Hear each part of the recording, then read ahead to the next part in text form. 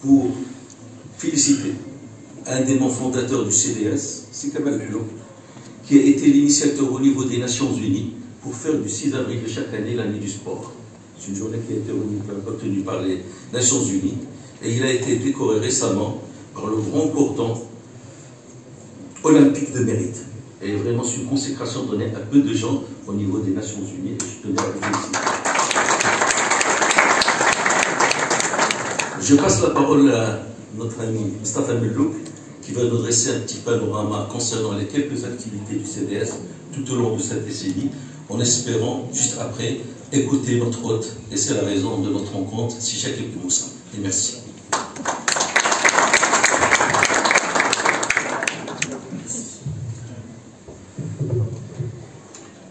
Très difficile, Sibn Moussa, de résumer 10 années de vie d'une instance comme le CDS.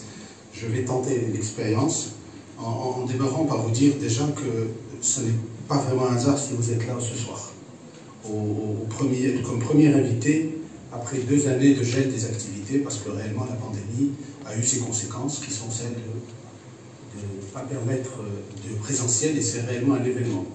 Je sentais depuis tout à l'heure un véritable bonheur chez les uns et chez les autres à pouvoir se rencontrer, parfois masqués, parfois démasqués. En tout cas, le lien y est et on en est ravis. Alors, Sibn Moussa, vous pensiez être soulagé après avoir remis votre rapport, eh bien vous voilà au cœur de son développement, ou de son déploiement. Et on vous a confié, Sa Majesté vous a confié le portefeuille de l'éducation. Je me réjouis que Monsieur le ministre de l'Éducation soit là aussi, le précédent. Le nouveau modèle de développement ont eu à nous faire part de ces émotions lorsqu'ils étaient en partage avec vous. Et aujourd'hui, vous êtes au cœur du système. L'éducation sera le facteur clé de succès de ce nouveau modèle. Alors, si on parle des activités du CDS aujourd'hui en parallèle avec le nouveau modèle de développement, c'est parce que le CDS a été en fait un exemple de concertation, d'échange, qui ont permis de faire émerger des idées. Ce sont un groupe de personnes qui se sont réunies au début des années en 2009 ou 2010 et qui se sont dit c'est bien que le Maroc soit en voie de développement économique, en émergence, avec tout un ensemble d'investissements, une croissance du PIB, tout un ensemble de paramètres, mais que fait-on derrière quand on tire avec nous une pauvreté, des décalages, un déséquilibre social et il fallait absolument rééquilibrer. Et qui de mieux pour penser cela que ceux qui sont des nantis? Parce qu'on peut considérer dans cette salle que nous sommes des nantis par rapport à beaucoup d'autres. Eh bien, ce travail a abouti à des réflexions, à des idées, voir comment accélérer notre émergence, mais en parallèle rééquilibrer notre société. Et vous le constaterez, toutes les thématiques qu'a abordé le CDS ont un lien avec des points que vous avez évoqués lors de vos débats. Je vais en évoquer quelques-uns ou quelques-unes de ces thématiques, en disant que, effectivement, on a parlé tout à l'heure des villes nouvelles, Le développement urbain a eu ses effets positifs, mais aussi ses revers, puisqu'on s'est retrouvé avec une urbanisation anarchique, notamment dans une ville que je connais bien, c'est Casablanca, et avec des villes, une ambition forte de la part des opérateurs pour bâtir des villes comme Damsna, comme Damsloit. Vous voyez le résultat. Pas d'infrastructure, pas de transport, pas de possibilité d'échange. Et des gens qu'on a amenés là-bas pour une nouvelle ville voulaient d'abord une nouvelle vie, voulaient avoir des conditions de vie pour leurs enfants, de scolarité, de bien-être. Un élément qui va revenir assez souvent dans nos débats. C'est vraiment un grand plaisir avec les membres de la commission qui sont ici présents. Raja Azadi, c'est Mohamed Fikret, c'est Mohamed Dozi, qui sont présents, de pouvoir participer à cet échange et pouvoir peut-être une première présentation, mais surtout consacrer du temps à réagir, écouter vos commentaires, vos remarques et réagir s'il y a des questions pour qu'on puisse réellement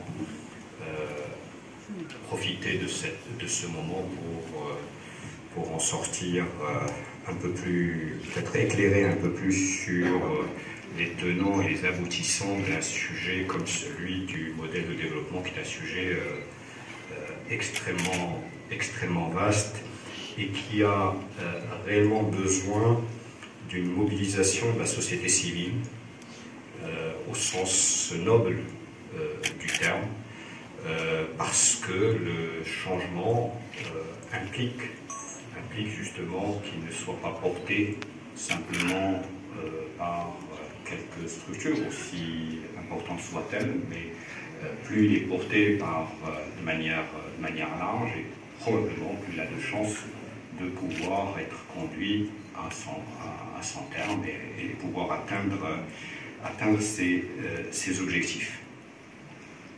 Alors peut-être avant de vous présenter quelques slides qui simplement présentent les grandes lignes de ce qu'est le modèle de développement.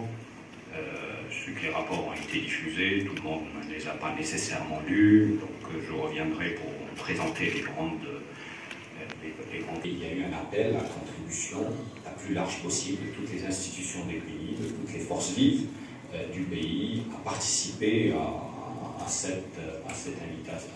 ce travail de réflexion sur un nouveau modèle. Le point de départ était que le Maroc, beaucoup de choses avaient été faites. Le niveau de croissance n'était pas tout à fait ce qui était l'inégalité, qu'elle soit sociale ou qu'elle soit territoriale. Cet appel a été suivi par plusieurs discours de Sa Majesté. Élément de départ, toutes ces contributions, tout le travail qui avait été fait, toutes les réflexions qui avaient été menées par les différentes institutions des pays, par les différents acteurs, think tank et autres.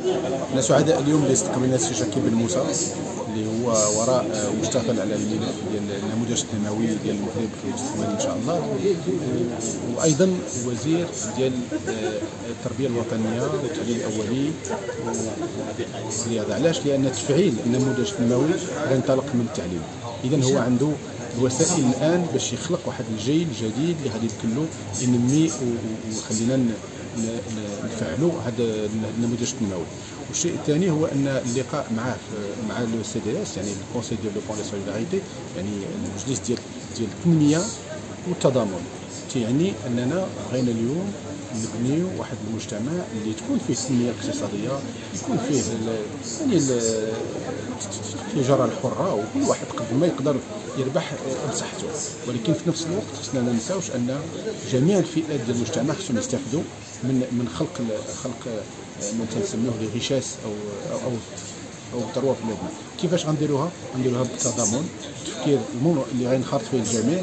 وتنظن ان هذا الموضوع اللي تنتكلموا عليه اليوم هو بادرة خير، ولا سيما اننا في اليوم، يعني في الايام الاولى ما بعد ما تنسميوه المده الصعيبه ديال كورونا، وتنتمنوا ان نفوتوه. بلادنا الحمد لله تخطات هذا الشيء بواحد الطريقه اللي هي يعني مثاليه، الناس كلهم تيتكلموا عليها. خصنا نبقاو متشبتين في هاد القدرات اللي عندنا، وفي عاوتنا ننزلوا واحد ينزل الاخر، بالعكس خصنا كل واحد يطلع بالاخر.